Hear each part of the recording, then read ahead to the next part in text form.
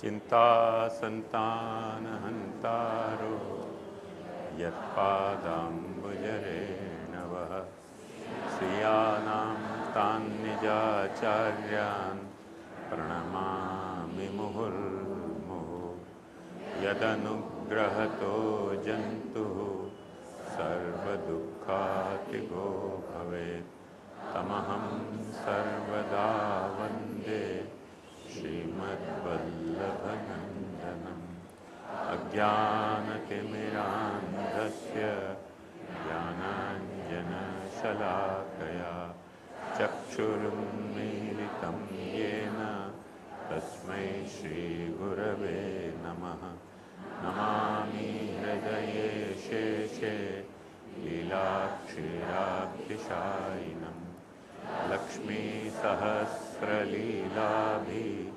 सेव्यमानं कलानिधिं चतुर्भिश्च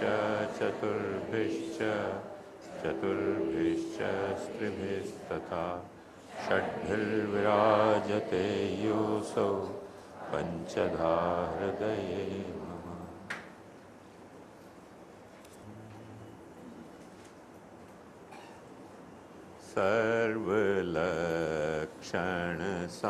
सर्वलक्षणसम्पन्न सुमिरेते परम सुख होत।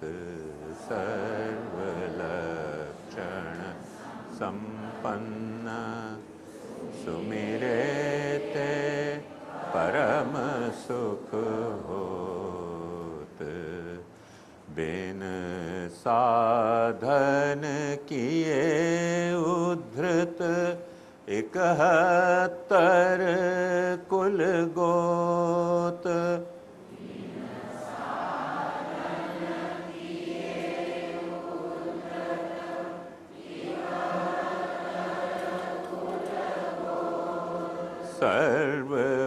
सर्वलक्षण संपन्न सुमिरेते परम सुख होत।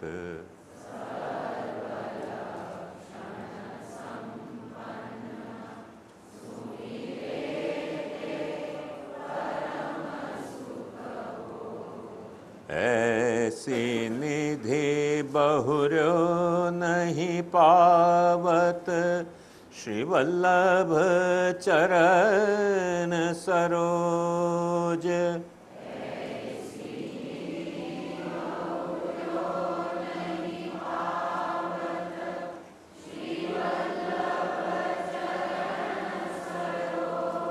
शिव विरंचे सुर नर मुनि शिव विरंचे शचीपति सुर नर मुनि हारे करी करी खोज।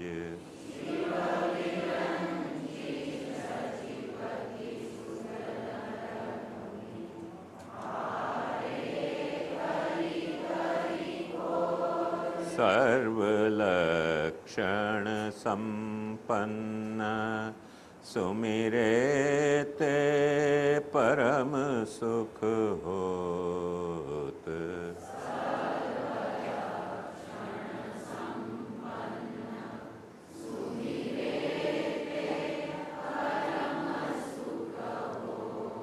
दैवी जनहित करन प्रकटे द्विजवर अवतार।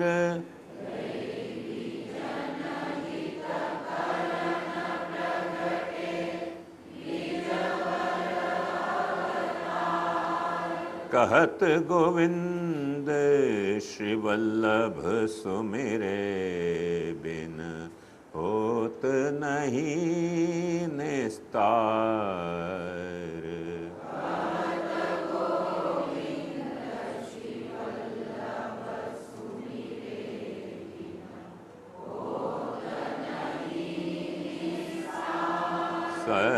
सर्वलक्षण संपन्न सुमिरेते परम सुख होत।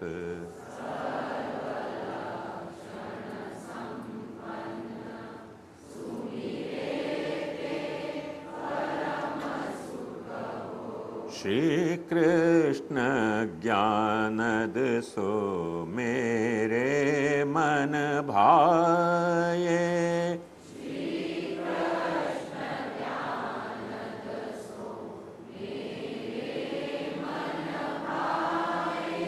करि करुणा कलि जुग में निज धाम तजी कृपा निधि।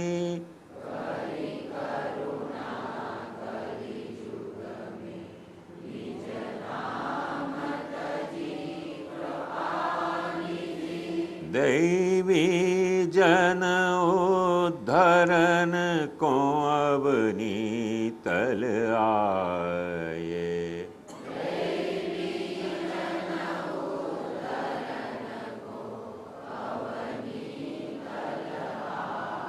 श्री कृष्ण ज्ञानद सो मेरे मन भाए।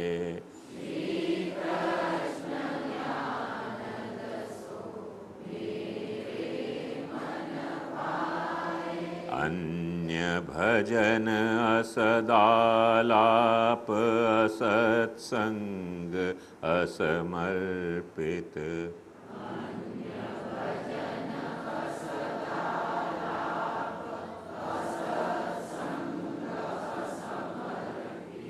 काम क्रोध लोभ मोह मत्सर मिटाए।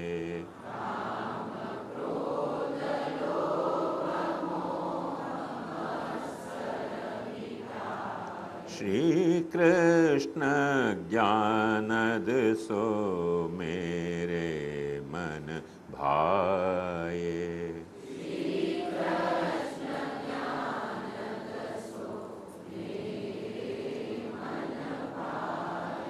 अपने जीव जानि दया करी शरणागत वत्सल।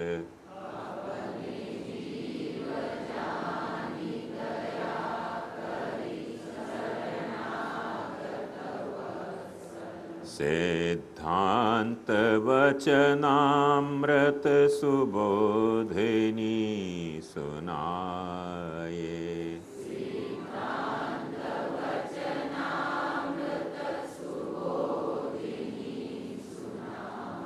श्री कृष्ण ज्ञानद सो मेरे मन भाए।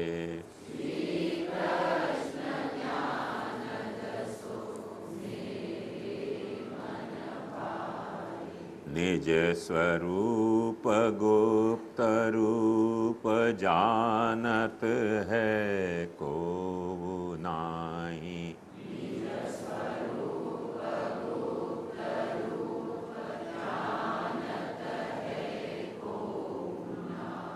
करुणा करि श्री वल्लभ आप सब बताए।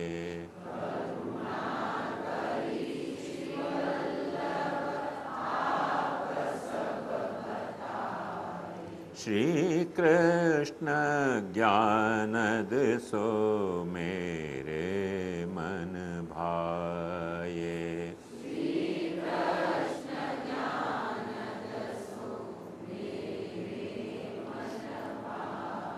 श्री वल्लभ चरण सरोज रज धन गोविंद पे।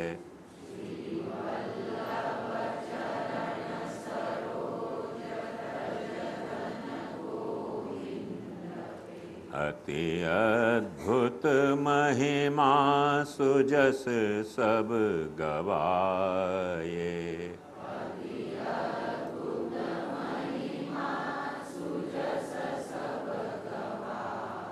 श्री कृष्ण ज्ञानद सो मेरे मन भाए।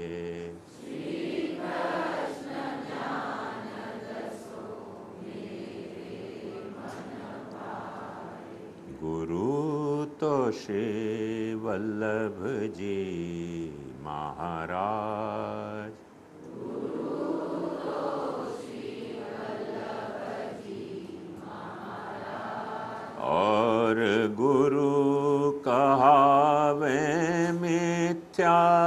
हरि विमुख करन के काज।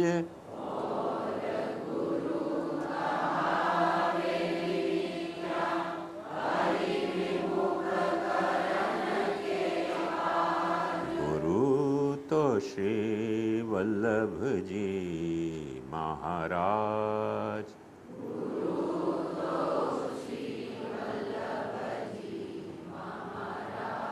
14 विद्या निधि श्री वल्लभ विदुष वृंद सिरताज।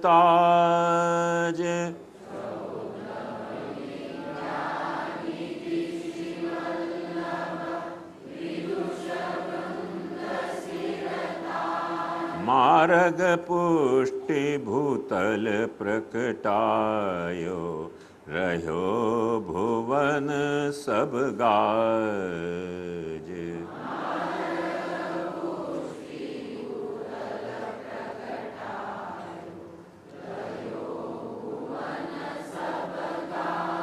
गुरु तो श्री वल्लभ जी महाराज।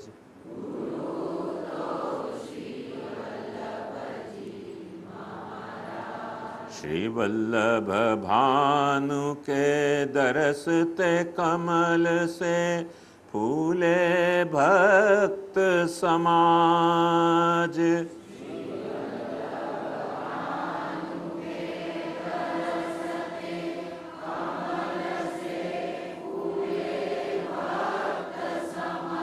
आशा परिपूरन भई गोविंद गए सकल दुख भाज।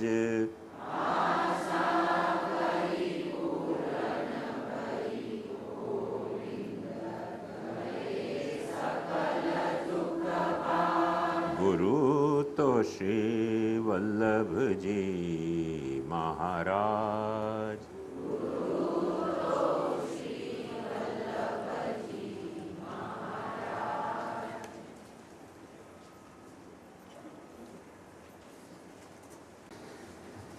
कल जैसे मैंने आपको बताया हो कि गोविंदास जी के पद के ऊपर अपन सबसे पहले इन 3 नामन को अभिप्राय समझने को प्रयास करेंगे। वह अनुसार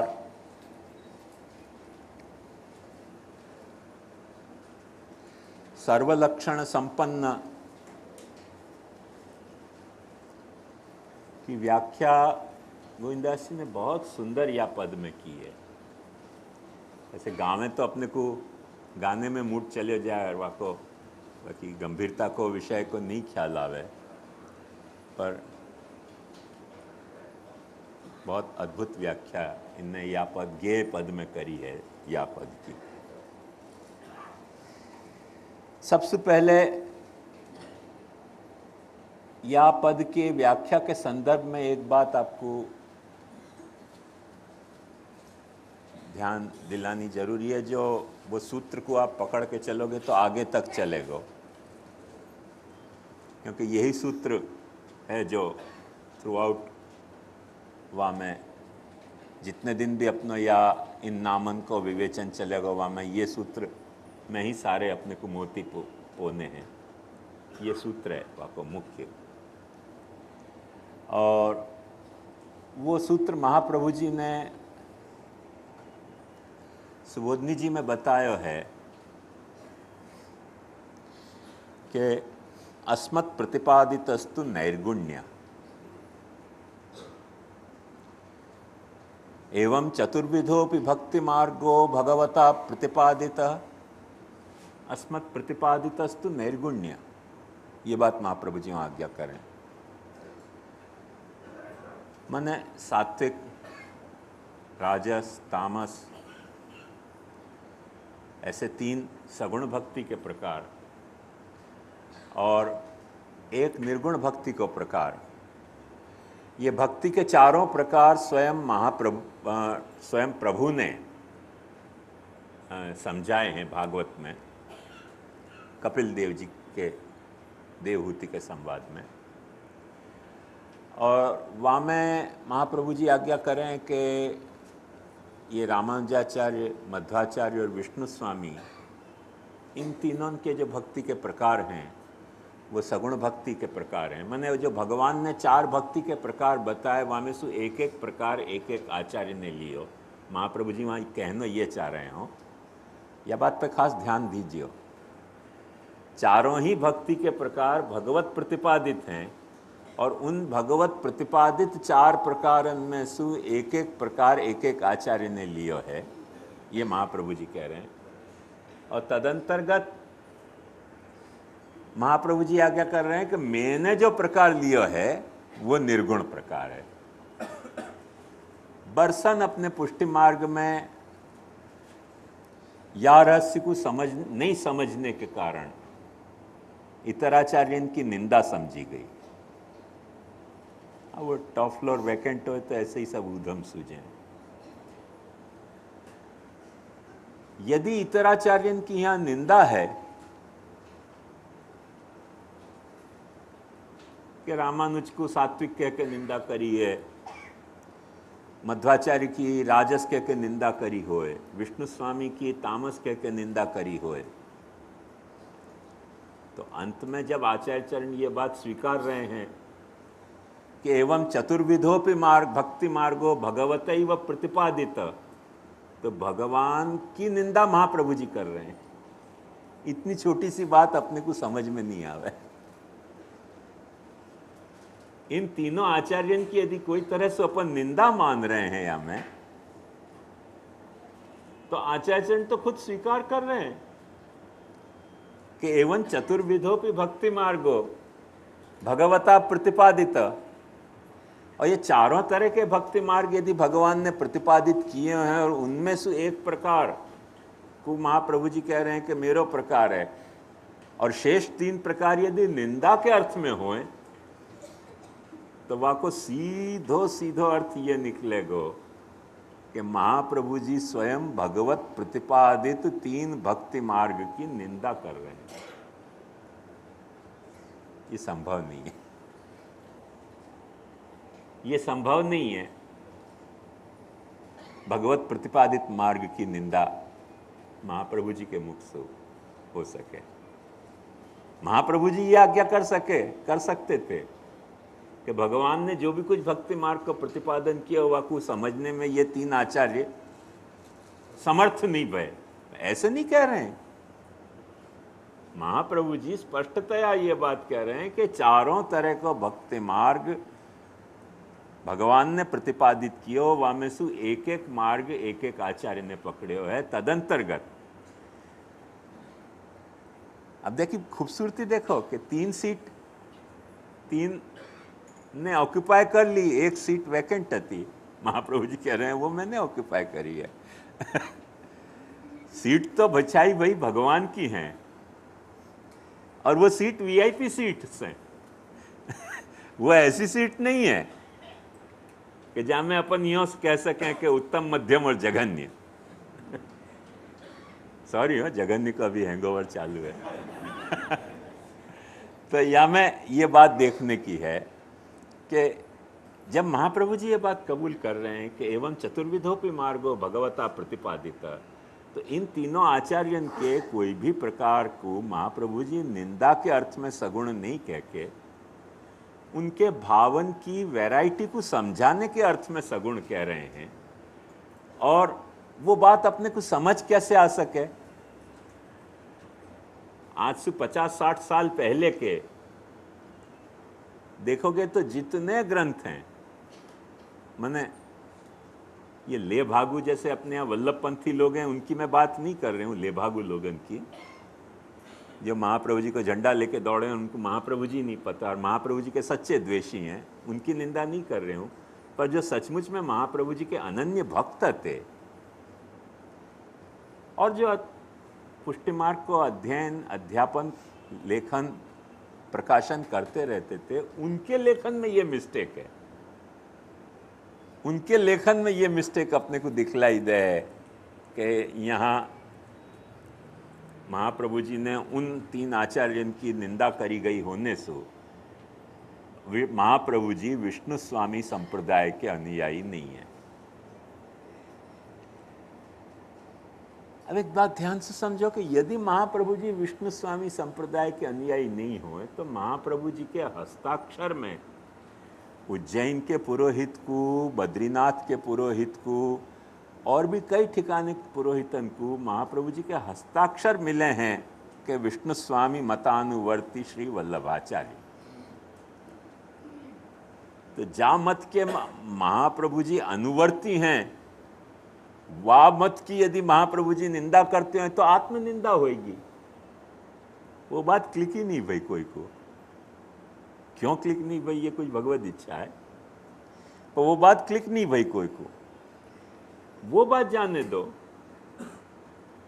ग्रंथन में महाप्रभु जी स्पष्ट आज्ञा कर रहे हैं कि विष्णु स्वामी मतानुवर्ती मैं हूं। वाह को क्या करना? तो यदि इन मतन की निंदा है तो महाप्रभु जी खुद की निंदा कर रहे हैं, ये मतलब होएगा। तो यहां महाप्रभु जी खुद की निंदा नहीं कर रहे हैं, पर बहुत सावधानी से महाप्रभु जी ने एक बात स्टेटमेंट जाकू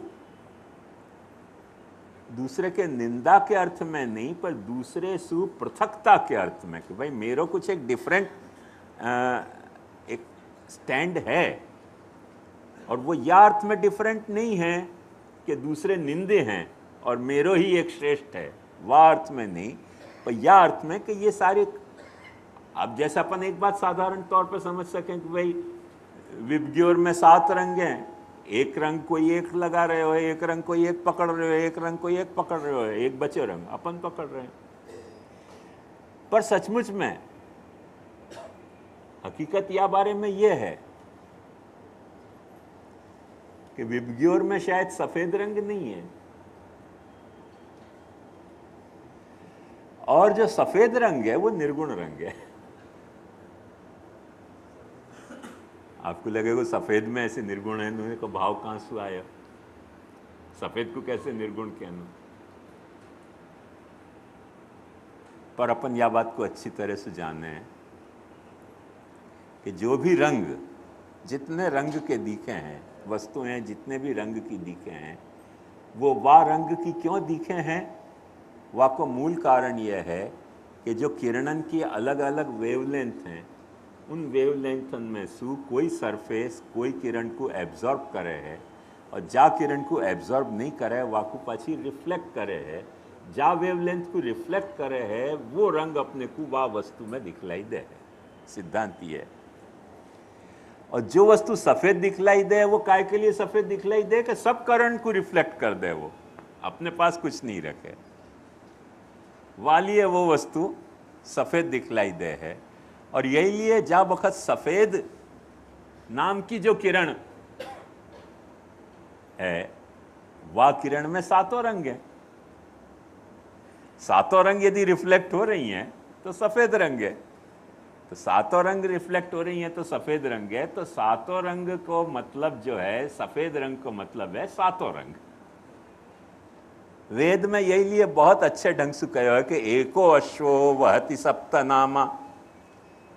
सूर्य के वर्णन में सूर्य की जो सफेद जो धूप आवे है, तो वाके लिए वह वेद में ऐसे कहो कि ये एक अश्व ऐसो है कि ये ऐसो 7 रश्मिन को वहन करे है। एको अश्वो वहति सप्तनामा, ये एक अश्व जो है वो 7 तरह के रश्मिन को वहन करे है, क्योंकि वो सफेद रंग है।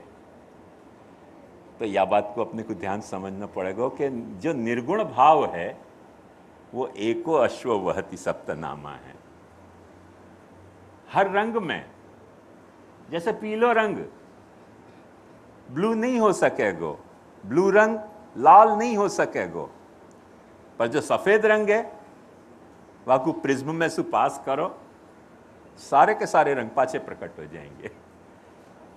जो मर्ज हो गए हैं वो सारे के सारे रंग वहां में से प्रकट हो सकेंगे, और वो सारे के सारे रंग प्रकट करने की वहां में सामर्थ्य है। वाली निर्गुण भाव को महाप्रभु जी ने ये बात समझाई है क्या मत अस्मत् प्रतिपादितस्तु निर्गुण्य। मेरे यहां कोई भाव को इनकार करने की मुझको जरूरत नहीं पड़े है, उन लोगों को जरूरत पड़े है जो भक्ति के 3 भाव हैं, उनमें एक भाव सच्चो है। बात ध्यान से समझो कि जो बात सच्ची है वाकई स्वीकृति में कोई गड़बड़ नहीं है, पर जा बात को वो डिनाय कर रहे हैं वहां अल्पता आ रही है, अपूर्णता आ रही है। जैसे पीले रंग में कोई गड़बड़ नहीं है, पीलो रंग उतनो ही सच्चो पीलो रंग है जितनो लाल रंग है, पर पीलो रंग अपने को लाल रंग को डिनाय करे है, लाल रंग अपने को नीले रंग को डिनाय करे है कि मैं नीलो नहीं हूं, और सफेद रंग कोई रंग को डिनाय नहीं करे। एको अश्व वहति सप्त नाम, सातों रंग को वो अपने में धारण कर सके। सफेद रंग की ये खासियत है, और ये खासियत होने के कारण महाप्रभु जी ने अस्मत् प्रतिपादितस्तु निर्गुण्य कहो है। लोग माथा खुजलाते रहे हैं कि निर्गुण है, गुणातीत है, धिकड़ो है। अरे भाई, पर पहले बात तो समझे कि नहीं कि कह क्या रहे हैं। बात नहीं समझे आदमी, और फिर विष्णु स्वामी जो हैं वो तो तामस हैं, उनको तामस कह दियो, या महाप्रभु जी जो हैं वो अलग हो गए, और फिर हमारा तो मार्ग ही अलग है। अरे कहाँ अलग है? ये एक मार्ग ऐसा है कि जहां में सब मार्ग समाविष्ट हैं, अलग कहां से हो सकेगा? सर्व लक्षण संपन्न सुमिरे ते परम सुख होत। वालिए गोविंदास जी कह रहे हैं, एको अश्व वहति सप्त नामा, या एक अश्व को तुम समझो, एक सफेद रंग के एक अश्व को समझो, सारो विज्ञोर को पूरा स्पेक्ट्रम तुमको मिल सके है। निर्गुण भाव की वो खासियत है। निर्गुण भाव की वो खासियत होने के कारण महाप्रभु जी ने, अभी कल ही मुझको ये कह रही थी कि वल्लभ संप्रदाय, हाँ ये बैठिए सामने, कि सर्व शब्द तो ऐसा वपराय है कि जैसे कोई चलते फिरते क्रियापद की तरह। पर भाई सर्वपद वपराय क्रियापद की तरह वाको कारण है कि सब कछु प्रकट भयो है, और महाप्रभु जी कोई चीज को डिनाय करना नहीं चाह रहे हैं। या लिए सर्वपद वपराय है, आई ना बात ख्याल में?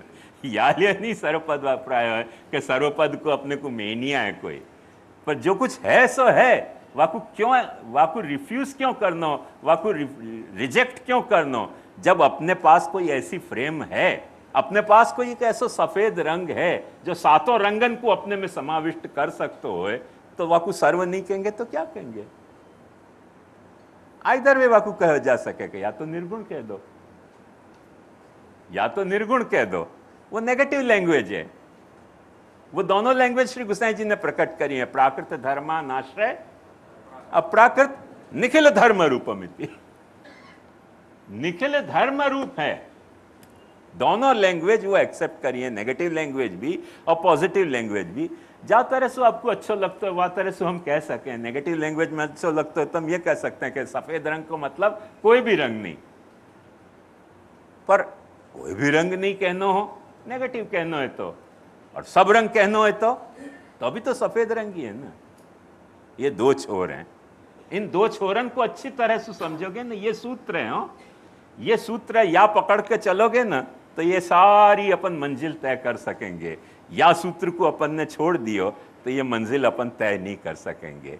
ये इन नामन में रहो भयो जो सूत्र है वो ये मुख्य सूत्र है, या को पकड़ के चलो।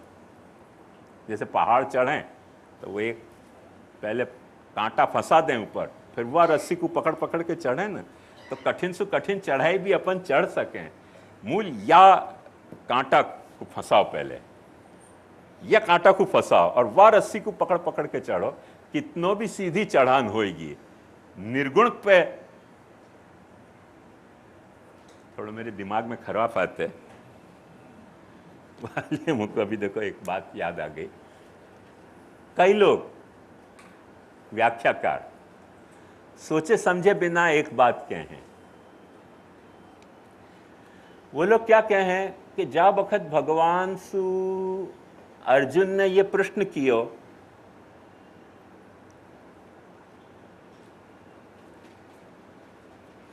कि या तरह से तुम्हारा जो साकार रूप है और या तुम्हारे से जो तुम्हारा अक्षर रूप है, उनमें से उन दोनों तरह से तुमको जानने वाले में से अच्छो जानने वाला तुमको कौन है?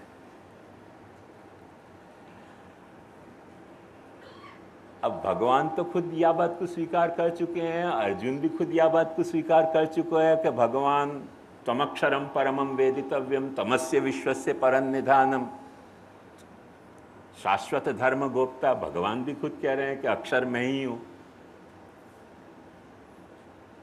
जब भगवान ही अक्षर हैं और भगवान ही पुरुषोत्तम हैं, फिर भी अर्जुन के मन में प्रश्न भयो कि भाई भगवान जब दोनों तरीके के हैं तो उन दोनों तरीके में से कौन से तरह से भगवान को जाननो तो अच्छो जानियो कहवावे।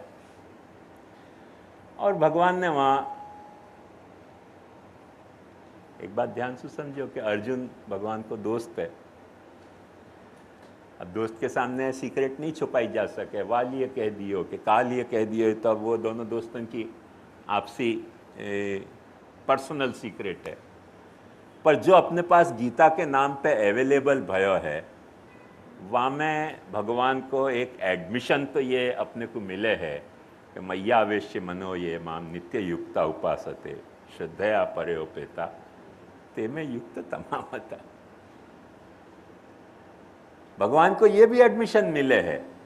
अब आपको एडमिशन नहीं कह के कन्फेशन के नो है तो कन्फेशन भी कह सको कि अव्यक्ता ही गतिर दुखम देहवद्भिरवाप्यते।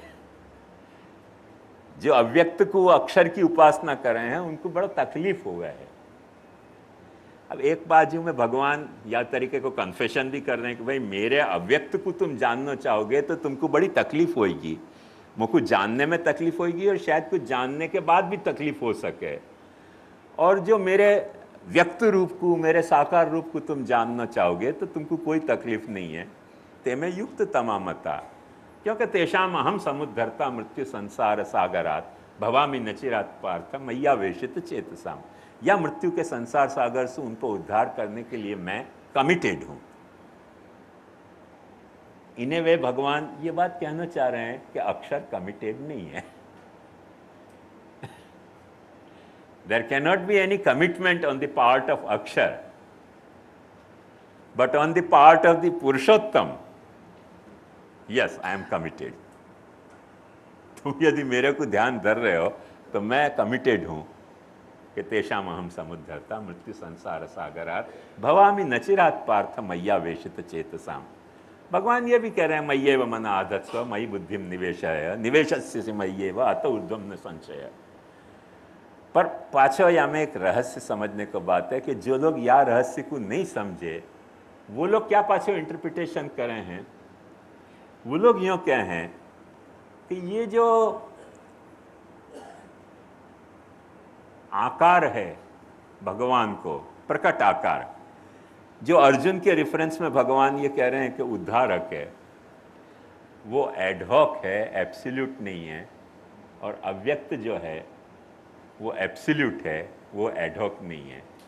अव्यक्त की कुछ इंट्रांसिक वैल्यू है और ये जो व्यक्त जो साकार है वाकई इंट्रांसिक वैल्यू नहीं होके कोई तरह की अपन यूँ समझ सकें कैसे कोई न कोई कंडीशन वैल्यू है,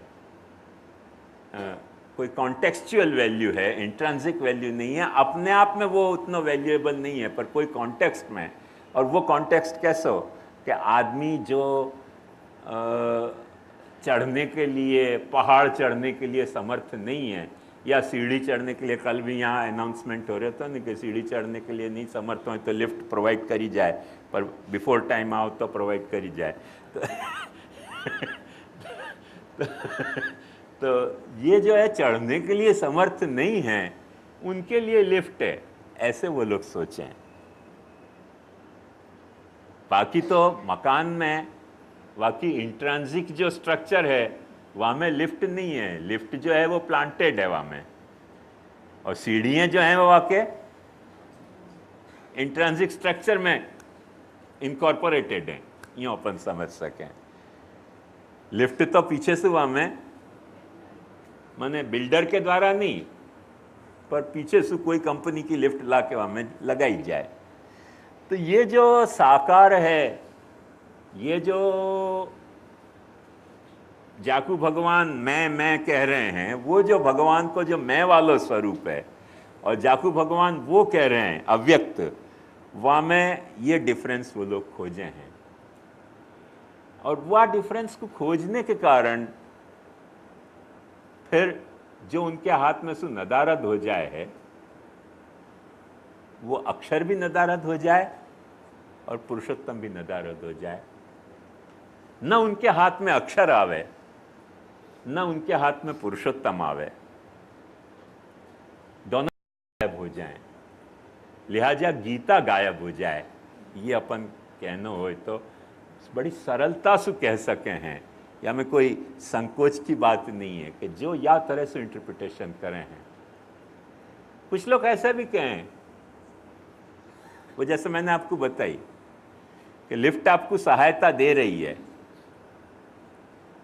तो वो लिफ्ट को आपको जानना चाहिए, पर हकीकत तो सीढ़ियां ही हैं चढ़ने के लिए। पर ये बात जो आर्किटेक्चर है,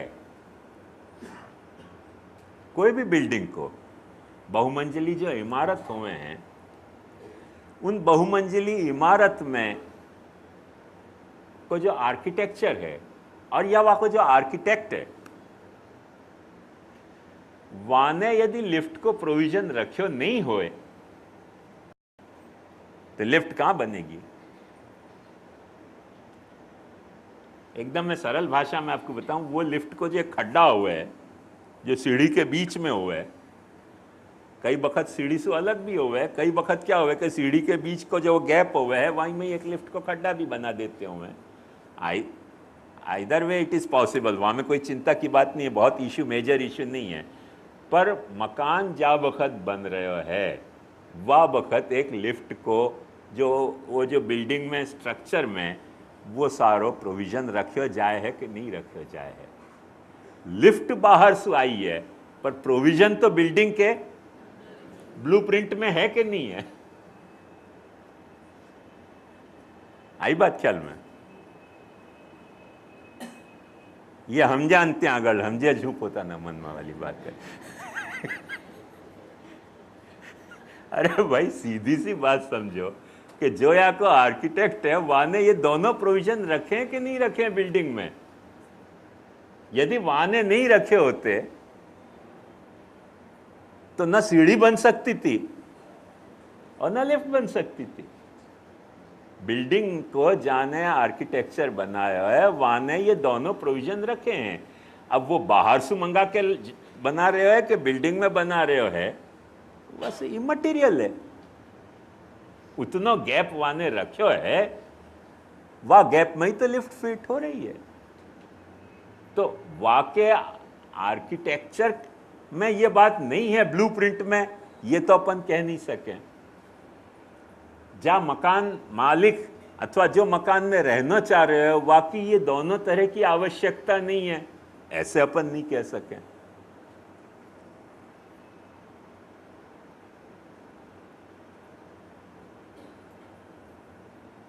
हमारे दादाजी को एक पादरी दो शिष्य तो, स्पेनिश पादरी, वो सेंट जेवियर में रहते तो।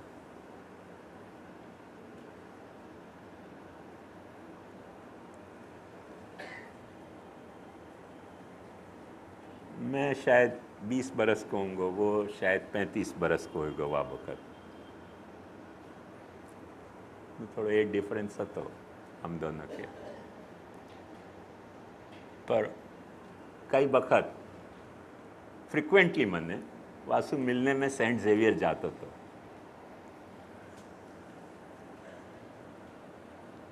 मैं जब जाता तब सेंट जेवियर की लिफ्ट में वाकई यहाँ ऊपर पहुँच जाता हूँ, क्योंकि टॉप फ्लोर पे पादरी रहे मैं, और वो हर वक्त मेरे को टकोर करता हो कि श्याम तुम यंग हो के सीढ़ी चढ़ के क्यों नहीं आओ, लिफ्ट में क्यों आ जाओ, थोड़ी एक्सरसाइज क्यों करो। क्योंकि वाह बखत सु बल्कि हूँ, सो आज तक बल्कि हूँ। तो वाकई मेरी बड़ी चिंता रहती थी, बाकी दुर्भावना नहीं रहती, पर मेरी चिंता बहुत रहती वाकू कि अभी से इतने बल की हैं और फिर आगे जाके अल्लाह जाने क्या होगा आगे। तो वाकू चिंता रहती, तो हर वक्त टकोर करता मुझको कि लिफ्ट में क्यों आओ, सीढ़ी चढ़ के क्यों नहीं आओ। फिर मुझको ये भी समझाता था कि मैं जितनी वक्त नीचे जाऊं, जितनी वक्त ऊपर आऊं, सीढ़ी चढ़ के जाऊं, सीढ़ी चढ़ के उतरूं। मेरे को इतनी कोई ज़्यादा बात बेचारे की सच्ची होती, पर बीज भाव अलग अलग होवे कि नहीं, बीज भाव अलग अलग होवे तो मेरे कभी वाकई बात मानते नहीं। मान के अपनों दोनों को ऐसा ही संबंध रखो कि मैं लिफ्ट में आऊँ और तुम मुझको सुना तो रहे। दादाजी को शिष्य तो एज में भी बड़ा होता, तो वो जब भी सुना तो स्माइल दे दो, तो यस फादर, यस फादर। वो 40 बरस में घुड़क गए, आज 68 को तो हूं मैं।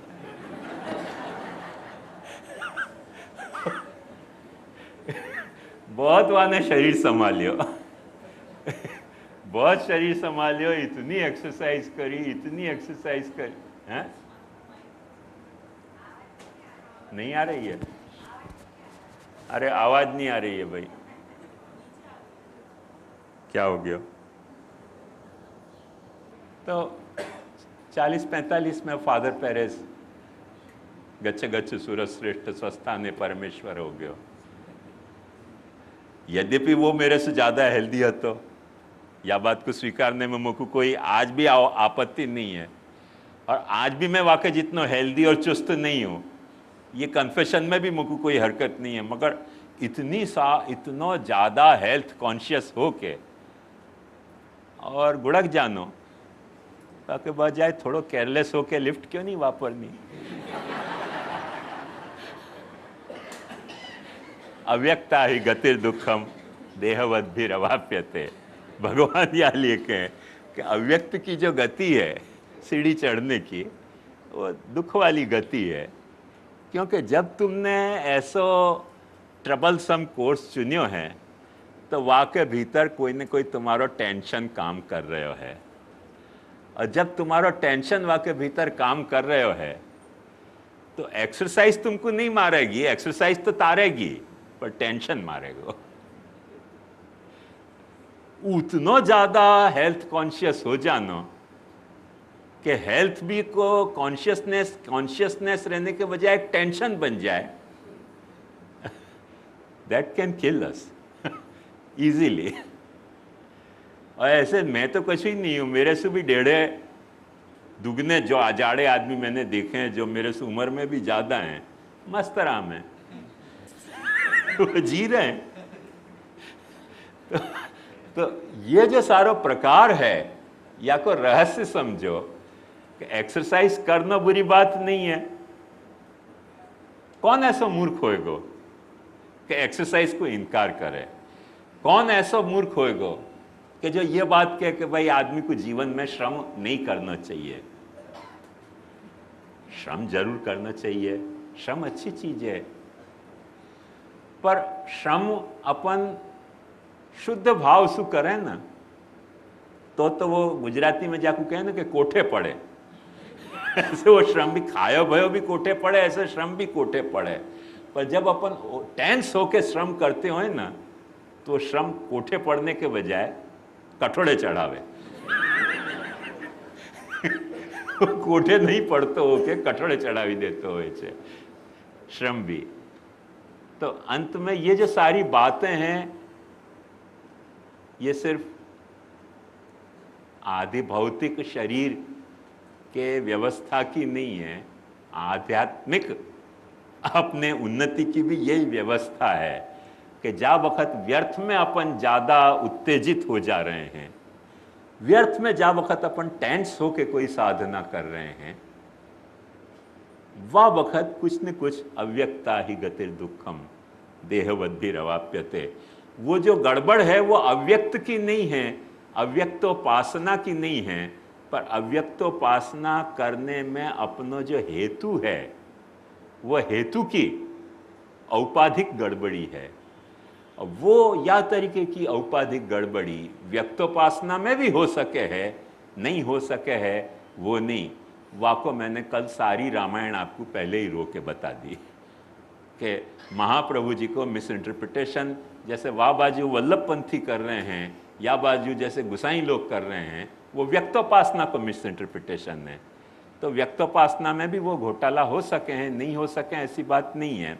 सवाल आदमी के भीतर वह सच्ची समझ की, वह सच्ची अनुभूत संवेदनशीलता की और वह सच्चे प्रोग्राम की है कि अपन सच्ची अनुभूति, सच्ची संवेदनशीलता और सच्चे प्रोग्राम को सच्चाई से स्वीकारें, सच्चाई से स्वीकारें। वो अपन कब स्वीकार कर सकें? जब महाप्रभु जी के या नाम पे अपन ध्यान दें कि सर्वलक्षण संपन्न। वो महाप्रभु जी सर्वलक्षण संपन्न हैं, या अर्थ में सर्वलक्षण संपन्न नहीं है जैसे कि वल्लभ पंथी के हैं कि कृष्ण जो हैं वो सर्वलक्षण संपन्न नहीं है, महाप्रभु जी सर्वलक्षण संपन्न हैं। और अभी एक 2-4 दिन पहले ही मैंने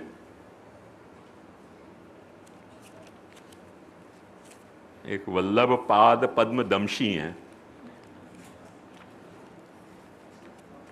दंशी मतलब समझे, डंक मारने वाले, महाप्रभु जी के चरण कमल में डंक मारने वाले। उनको अभी एक आर्टिकल मैंने हमें रखो है कहीं, देखो आपको बताऊंगा पढ़ के, कितनो मिस इंटरप्रिटेशन, कितनो मिस इंटरप्रिटेशन। दुख हो गया अपने को, नहीं है कहीं गिर गए हो। वहां में वो कहें कि कृष्ण जो है वो तो क्षुद्र हैं, महाप्रभु जी के सामने कृष्ण की कोई सामर्थ्य नहीं है, महाप्रभु जी सर्वसमर्थ हैं। अरे 2 लपड़ मारे गाल पे, दोनों गालन पे, कौन ने तो कोई ये कही बात कहने की?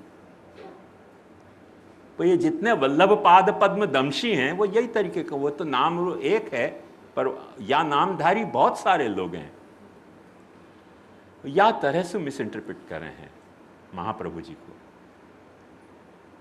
महाप्रभु जी या अर्थ में नहीं है कि कृष्ण जो है वो क्षुद्र है और महाप्रभु जी जो है वो सबसे ज्यादा जो है वो समर्थ है, सर्वसमर्थ है। वह अर्थ में महाप्रभु जी अपने मार्ग को प्रचार नहीं कर रहे हैं, अपने मार्ग को उपदेश नहीं दे रहे हैं। यदि ये वल्लभ पाद पद्म दंशी महाप्रभु जी के सामने आवे तो जैसे नास्तिकन के सामने महाप्रभु जी पीठ करके बिराज जाते, ऐसे इनके सामने पीठ करके बिराजेंगे, इनसे बात करनी पसंद नहीं करेंगे महाप्रभु जी। ये मैं आपको कॉन्फिडेंस कह सकूं। महाप्रभु जी को यह सिद्धांत नहीं है, यह सिद्धांत महाप्रभु जी को नहीं है, यह महाप्रभु जी की बैक स्टैबिंग है। और ऐसे एक नहीं है, बहुत हैं वल्लभ पाद पद्म दंशी। अभी वैष्णववाणी में के काय में आयो है, भद्रेश शाह करके कोई ये वाने वो छाप्यो है, देखियो आपके नए यही इश्यू में मैंने रखे तो संभाल के कहीं मिसप्लेस हो गया। समझने की बात है, सर्वलक्षण संपन्न क्यों कह रहे हैं? या अर्थ में नहीं कि कृष्ण जो हैं वो सर्वलक्षण संपन्न नहीं हैं और महाप्रभु जी सर्वलक्षण संपन्न हैं। या अर्थ में नहीं कि कृष्ण महाप्रभु जी से न्यून हैं। क्योंकि एक बात ध्यान समझो, मैंने अभी ये सवाल किया कि यदि ये बात सच है तुम्हारी कि महाप्रभु जी इतने बड़े हैं, तो मुझको फिर ये बताओ कि महाप्रभु जी जहां खुद ये बात स्वीकार कर रहे हैं, कैसे भगवान ने मुझको आज्ञा दी और भगवान की आज्ञा से मैं प्रकट भय, तो आज्ञा देने वालों कौन है और आज्ञा से बंध्य भयो कौन है? या तो को तो खुलासा करो। दत्वाज्ञा च कृपावलोकन पटुर यस्मादतो हम मुदा गुढ़ार्थम प्रकटी करोमि सतता बहुधा व्यासस्य विष्णु प्रियम। भगवान ने मुझको आज्ञा दी है और या लिए मैं सुबोधनी लिख रहे हूं, तो वो महाप्रभु यदि सर्वोपरि हैं इतने, तो उनको आज्ञा देने वाला कौन है?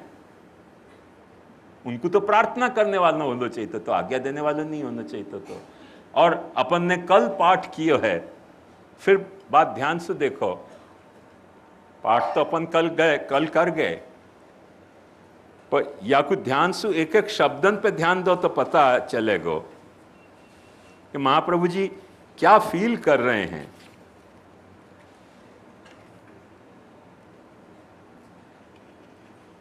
अंतःकरण मद्वाक्यम सावधानतया शृणु कृष्णात् परम नास्ति दैवम वस्तुतो दोष वर्जितम। कृष्ण सु बढ़ के कोई सत्य हो नहीं सके। नास्ति दैवम वस्तुतो दोष वर्जितम।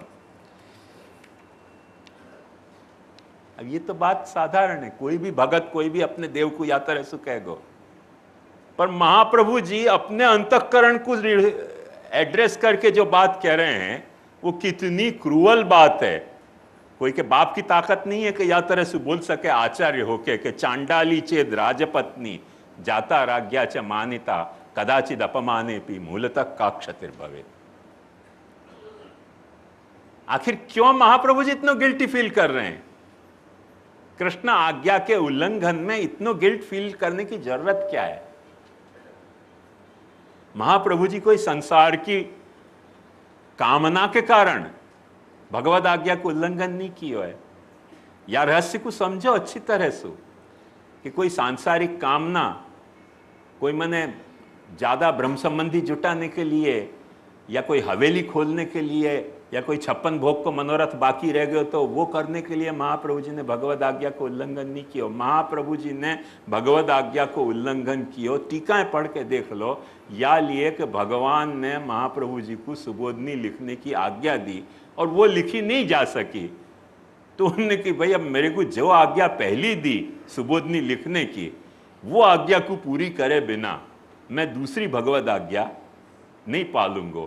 और वालिय भगवद आज्ञा को उल्लंघन किया और कंस्टेंटली एक के बाद दूसरी, दूसरे के बाद तीसरी आज्ञाएं भई।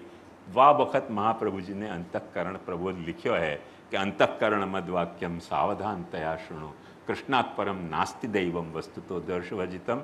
चांडाली चेद राजपत्नी जाता राज्ञा च मानिता कदाचित अपमाने भी मूलतः का क्षतिर्भवेत्। भगवान ने मुझको आज्ञा दी कि सुबोधनी महाप्रभु जी के बिना कोई लिख नहीं सकेगो, और वो आज्ञा को मैं इंप्लीमेंट करने के लिए भगवान की यह आज्ञा को उल्लंघन कर रहे हूं,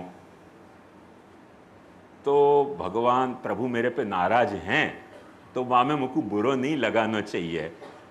और वह के लिए अपन तो बोलें तो अपने को दिल धड़के है, बंद कर दास्तां शकील अपनी सुनने वालों के दिल दहकते हैं।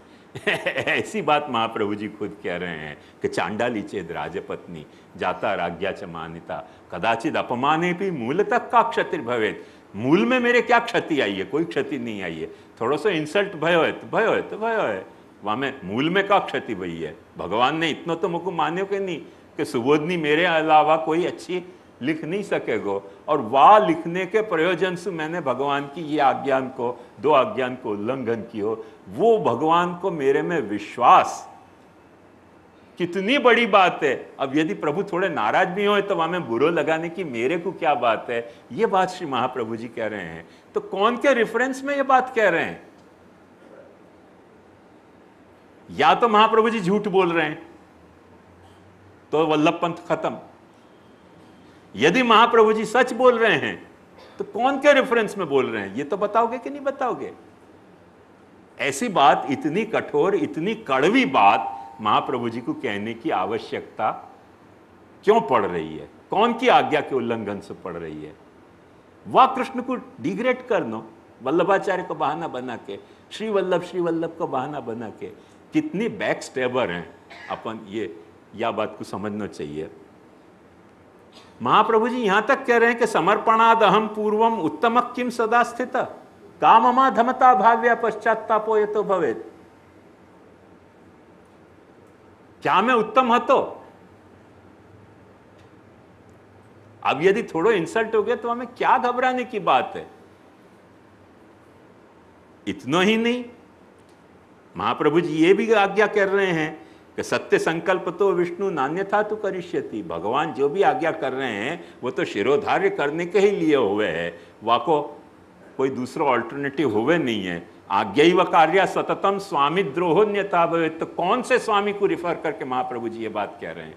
कौन है वो स्वामी? यदि महाप्रभु जी सर्वोपरि हैं,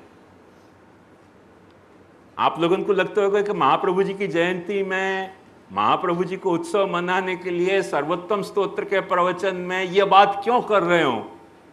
पर ये बात मैं या लिए कर रहे हूं कि अपन जब या तरह से मिस इंटरप्रिट कर रहे हैं तब महाप्रभु जी को उत्सव नहीं मना रहे हैं, महाप्रभु जी की भक्ति नहीं कर रहे हैं, महाप्रभु जी के साथ गद्दारी कर रहे हैं। वो गद्दारी अपन ना करें, या लिए मैं आपको ये बात बता रहा हूं कि आखिर महाप्रभु जी को एक भाव है और महाप्रभु जी को ये भाव महाप्रभु जी छुपा सकते थे, नहीं प्रकट करते। भाई खुद के मन को ही तो बात समझा नहीं है, बहुत सारी मन को बात समझाई, भाई मन समझ जाए।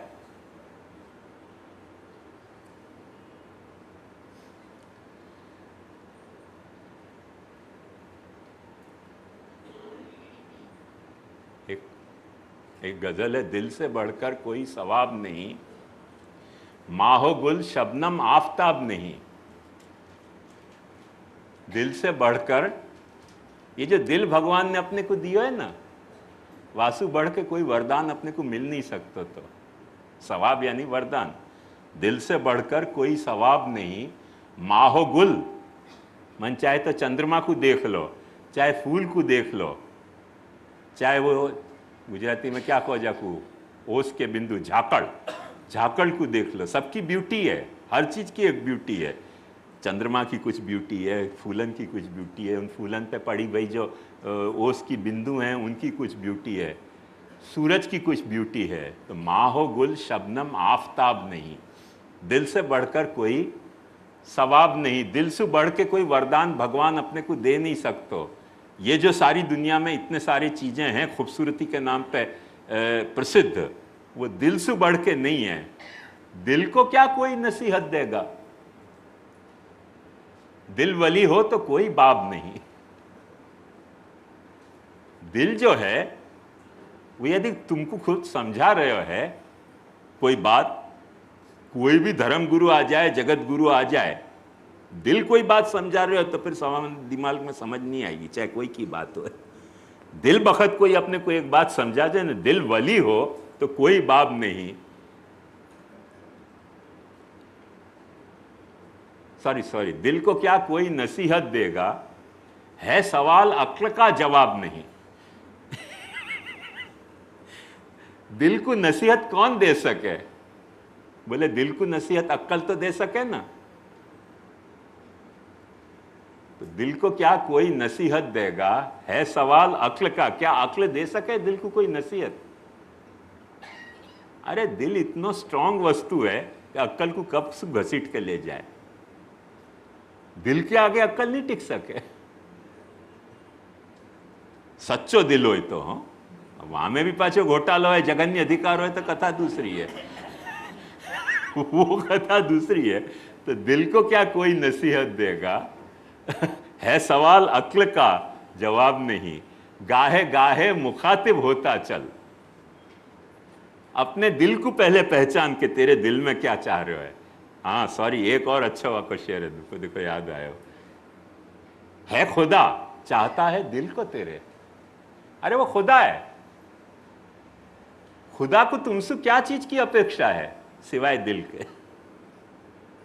खुदा अपने आप में परिपूर्ण है, वह तुम्हारी कोई चीज की गरज नहीं है। बिल्कुल निरपेक्ष होते भाई भी खुदा की भी एक वीकनेस है कि तुम्हारा दिल तो चाह रहे हो कि भाई दिल से तुम वाकु चाहो।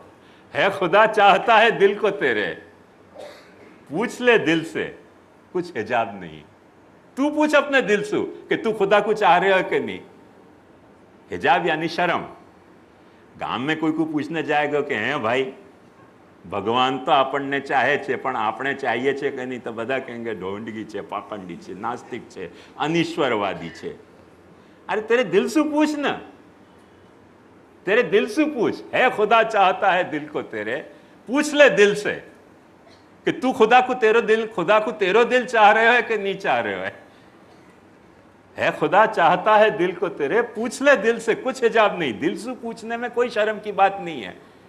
नहीं चाहतो होगा ना तो दिल आनंद से कह दो कि भाई एम खुदा छे, समझा ने ત્યાં આગળ ત્યાં તમે ખુદા છો પણ અહીંયા અમારે કોઈ કામના નથી। आई बात समझ में।